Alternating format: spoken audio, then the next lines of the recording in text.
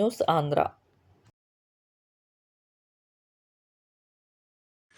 మరియు ఉమ్మడి జిల్లా వ్యాప్తంగా రోజురోజుకి నకిలీ రైతు సంఖ్య పెరుగుతూ వస్తుంది. మొక్కజొన్న సీడ్ కంపెనీలు ఎకరానికి 50,000 చొప్పున పెట్టుబడి ఇస్తాం. ఈ పెట్టుబడిదారులు రైతులకు కంపెనీలకు ఆర్గనైజింగ్ మధ్యవర్తిగా వ్యవహరిస్తుంటారు.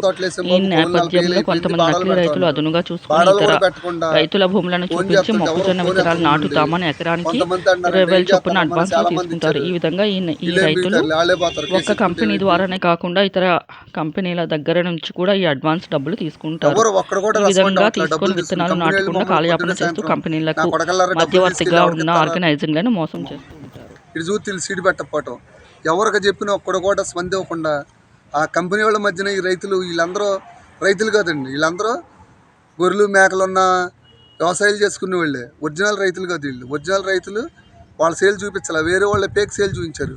వాళ్ళ సొంత సేల్లో బేరం తోటలు వేసుకుని పక్కోటి సేల్ అవి చూపించారు. మాకు తెలియదు కానీ వీళ్ళు సేల్ చూసుకుని ఏమంటే సేను ఒక సేను 4-5 సార్లు కొలిచాం కంపెనీ వాళ్ళు. మేము కూడా వెళ్ళి అందరూ వేరే వాళ్ళు సేల్ చూపించి డబ్బులు తీసుకున్నారు. కంపెనీ వాళ్ళు మమ్మల్ని ప్రెజర్ చేస్తున్నారు.